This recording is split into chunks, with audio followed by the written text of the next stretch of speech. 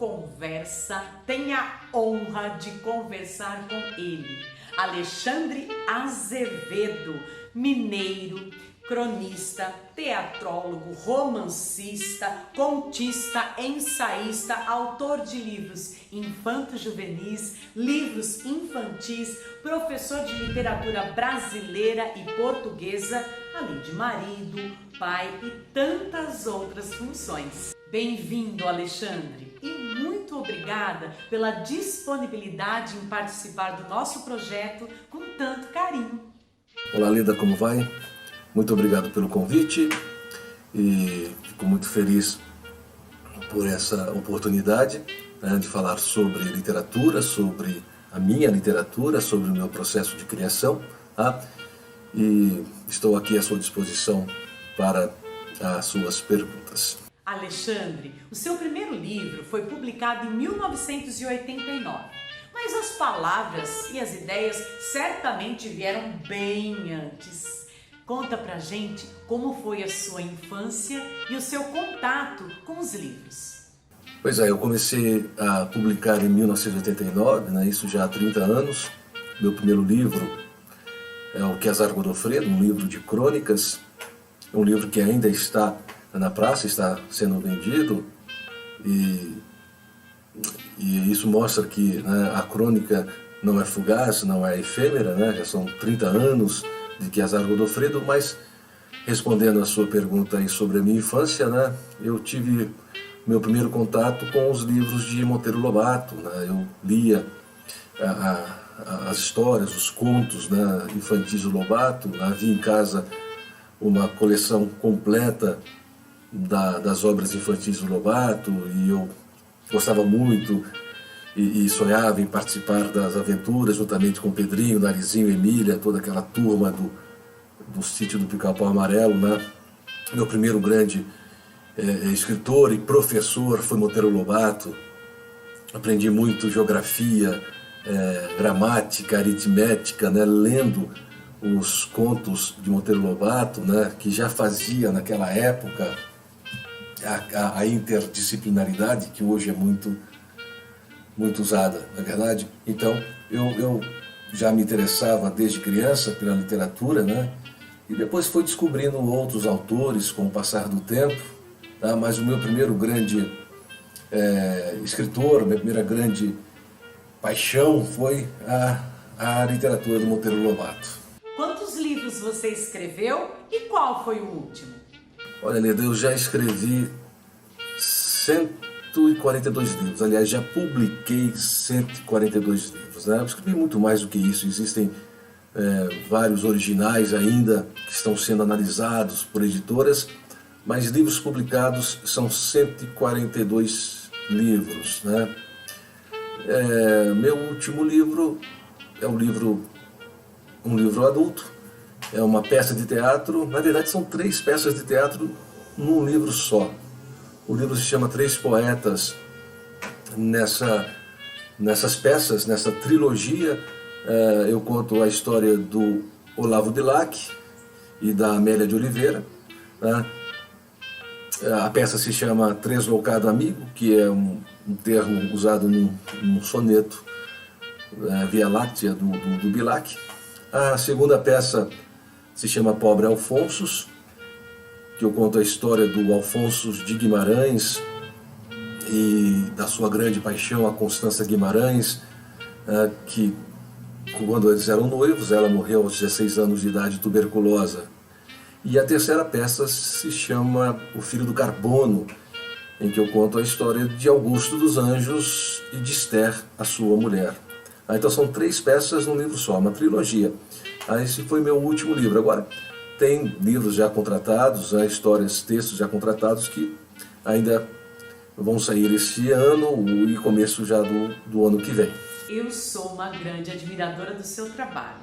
E todos que acompanham A Hora do Conto sabem do meu carinho com os seus livros, com suas histórias. E as pessoas também já tiveram oportunidade de ouvir alguma das suas histórias nas nossas redes sociais. Eu gosto muito quando você diz: escrevo inicialmente para mim e para mais ninguém. Depois de pronto o texto e publicado, aí sim não pertence mais a mim, e sim a quem vai comprá-lo e possivelmente lê-lo. Portanto, não tenho mais nenhuma responsabilidade sobre ele.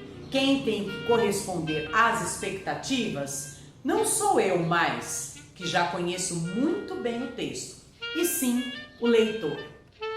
Nesse sentido, eu gostaria de saber a sua opinião sobre o baixo número de leitores no Brasil e as consequências desse número nos dias atuais. Essa questão dos leitores no Brasil é uma questão muito séria, né? O Brasil ainda, infelizmente, não é um país de leitores, né? O Brasil está muito aquém do que seria admissível. E portanto, né, nós temos que incentivar cada vez mais a leitura de crianças e jovens, né? Existem vários programas interessantes, mas uma pena que não são assim tão divulgados, né? E, aliás, o livro aqui no Brasil também é a questão do preço, né? Não é que o livro seja caro no Brasil, né? É o brasileiro que não ganha o suficiente para comprar o livro, não é verdade? Então, o país precisa ainda melhorar muito nesse quesito, né? É preciso incentivar cada vez mais a leitura, porque eu costumo dizer que o pequeno leitor vai ser o grande cidadão do amanhã, né? A leitura tem esse poder de transformação, né? De conscientização, de senso crítico, né? Uma pessoa que lê, ela está à frente das outras pessoas, né? Ela conversa com qualquer tipo de conversa, ela tem vários assuntos, né? e com certa propriedade para falar sobre eles. E a leitura, então, é a grande responsável por isso, né? É uma pena que o Brasil ainda esteja ainda engatinhando nesse processo, né? De fomento à leitura, de divulgação à leitura, de criar leitores verdadeiros, né? O Brasil ainda tem uma dívida muito grande com relação a isso, né? É uma pena, mas nós não podemos desistir, né? Temos que cada vez mais incentivar, né, a leitura, né, para que a criança não perca o interesse, né, nas outras fases de sua vida, não é assim? E também quero parabenizar você pelo seu trabalho, né? Você é uma grande divulgadora, incentivadora da literatura e da leitura em nosso país, tá bom?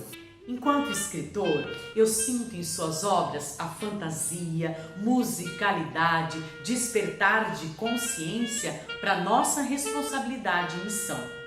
Em O Baldo Sexto, por exemplo, o personagem principal, o Urubu-Rei, de forma suave, fala aos pequenos sobre política, como governar, ser um líder de respeito ao povo.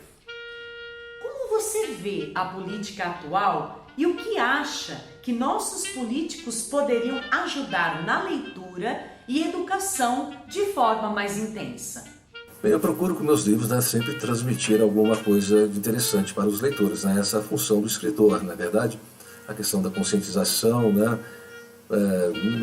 Na literatura infantil, né, eu também gosto de dizer que a criança aprende brincando e brinca aprendendo com o livro, né? Um grande brinquedo que ensina.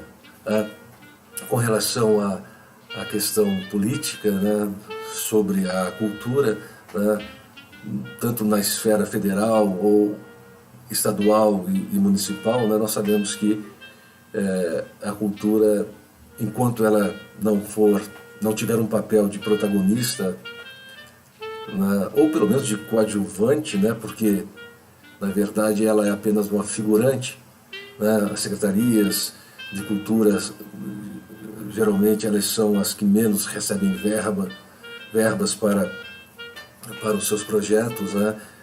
Esse governo atual, esse governo federal, né, a primeira coisa que ele fez foi eliminar o Ministério da Cultura, né, criando apenas uma secretaria, né?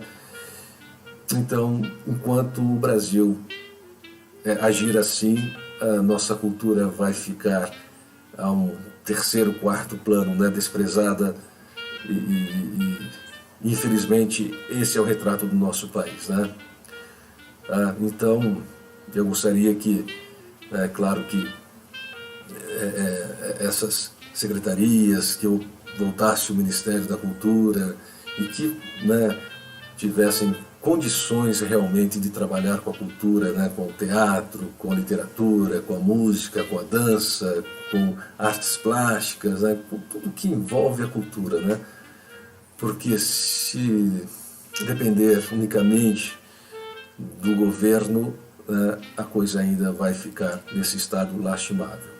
Em seu livro Colecionador de Infinitos, o menino coleciona as estrelas, as nuvens, o infinito. E você, coleciona alguma coisa? Eu, quando criança, gostava de colecionar carrinhos, chaveiros, canetas, né? Como toda criança, acho que gosta também. Mas a minha grande coleção foi a coleção de livros. Eu, quando jovem, recebi da minha mãe uma pequena biblioteca com 300 livros e acabei esticando essa biblioteca, chegando a cerca de 5.000 livros. E esse ano mesmo, eu, depois de 40 anos colecionando livros, comprando livros, visitando sebos, livrarias, eu acabei doando a minha biblioteca para uma escola do interior de São Paulo. Eu acho que agora ela vai servir para os alunos e aproveitarem essa biblioteca, que é uma biblioteca muito boa, com uma boa literatura brasileira, uma boa literatura portuguesa e livros de outros autores internacionais. Então essa é a minha... E gosto também de arte naif, de colecionar esse tipo de pintura, né, que a arte naif é a arte ingênua, né, dos pintores que não tiveram uma escola, uma academia, né, e autodidatas, portanto, e que pintam coisas da sua infância, folia de reis, né, folclore, festas populares, tá? E o Brasil é um grande celeiro desses pintores, né, dessa arte naif, e eu sou um colecionador desse tipo de arte, né? Eu tenho uma boa pinacoteca com mais de 300 telas naifes, né? E às vezes elas são expostas em museus, em teatros, em cidades aqui da região de São Paulo, tá? Então essa é a minha grande coleção. Qual o seu conselho para quem deseja ser escritor? Bom, meu conselho para quem deseja ser escritor é não perder a esperança, né? Se a pessoa gosta de escrever e quer ver o seu livro publicado, né, envie para as editoras, tá? Não se abale com as negativas, tá certo? Não desista e vá em frente, né? Porque e por isso todos os escritores passam, né? Eu mesmo já levei muitos nãos e ainda continuo levando nãos, tá certo? Mas nunca desisti, nunca pensei em desistir, né? Sempre seguindo em frente. Uma editora que aceita a sua obra acaba superando todos os nãos que eventualmente a gente recebe e leia cada vez mais, porque a leitura faz com que, né, a pessoa escreva melhor, né, conhecer vários tipos de textos, gêneros literários, né, várias narrativas, tá certo? Então tem escritores que são verdadeiros mestres na arte da narrativa, né? E temos que conhecer esses grandes autores, né, e para que cada vez mais a pessoa, né, se aperfeiçoe e se torne um escritor reconhecido, né? E também muita poesia, né? Eu acho que a poesia é a menina dos olhos da literatura e é o tipo de texto menos consumido pelo brasileiro, né? O brasileiro lê muito pouca poesia e nós temos grandes poetas, desde Gregório de Matos, passando por Cláudio Manuel, Tomás Antônio, Gonçalves Dias, Álvares de Azevedo, Casimiro de Abreu, Castro Alves, Camões, Fernando Pessoa, Olavo Bilac, Antero de Quetal, Bocage, tantos, João Cabral de Melo Neto, Carlos Drummond de Andrade, tanta gente boa, né? Citando só alguns portugueses e brasileiros, né? Fora os outros poetas, né? É preciso pegar o hábito também da leitura de poesias, né? Não ficar somente com a prosa, com romances, contos e crônicas, com teatro, né? E a poesia é muito importante, ela auxilia muito também na questão da interpretação. Alexandre, foi um prazer receber você aqui na nossa cidade, no Festival do Livro, há alguns anos atrás. É um prazer ter livros seus autografados, poder ler, rir, me emocionar e contar as suas histórias. Muito obrigada pela forma que se dedica à sua escrita, à literatura, dessa forma tão intensa e única. Obrigada. Lida, muito obrigado. Eu agradeço também a oportunidade, agradeço o convite que me foi feito. Tá? Também quero parabenizá-la pelo seu trabalho de divulgação, né? Com a sua arte, com a sua interpretação. Né? Precisamos de muitas pessoas assim como você para cada vez mais incentivar a cultura, o teatro, a literatura, a música, a dança, né? Isso é muito importante, né? Então, um grande beijo a você. Gosto muito da cidade de Lençóis Paulista, né? Já estive lá algumas vezes, na cidade do livro, né? De Origens Lessa. É uma cidade também que propaga muito a leitura, a difusão do livro, isso é muito importante. Então, um grande beijo a você e um grande abraço à cidade de Lençóis Paulista. E esse foi a Hora do Conto Conversa. Aproveite para curtir as nossas redes sociais, compartilhar esse bate-papo tão gostoso e nos acompanhar. Até a próxima!